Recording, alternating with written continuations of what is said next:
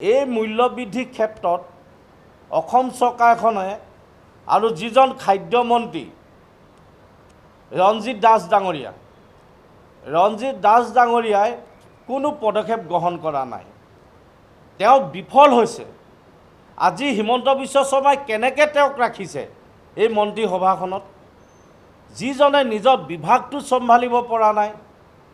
দিনে দিনে আপোনালোকে সামগ্ৰীবিলাক বৃদ্ধি হৈ গৈছে, কোনো নিয়ন্ত্ৰণ কৰিব পৰা নাই। আৰু এনেকুৱা মন্ত্ৰীবিলাকে অসমখন কি কৰিব, জনসাধাৰণৰ কাৰণে কি কৰিব? আজি জনসাধাৰণৰ মাধমাৰ সোধাইছে, আজি আমাৰ মূৰত টাঙোন মাৰিছে তেওঁলোকে। আজি প্ৰত্যেকটো সামগ্ৰী দিনে দিনে বাঢ়ি গৈছে, ঔষধকে ধৰি বিভিন্ন সামগ্ৰী বাঢ়ি গৈছে। এই ক্ষেত্ৰত কিন্তু যোগান বিভাগে যিটো গুৰুত্ব দিব লাগিছিলে দিয়া নাই। আজি সেইকাৰণে আমি আপোনালোকৰ আগত পুনৰ দাবী কৰিছোঁ, অসমীয়া যুৱ মঞ্চই সেই যোগান বিভাগ মন্ত্ৰীজন ৰঞ্জিত দাস ডাঙৰীয়াই পদত্যাগ কৰিব লাগে।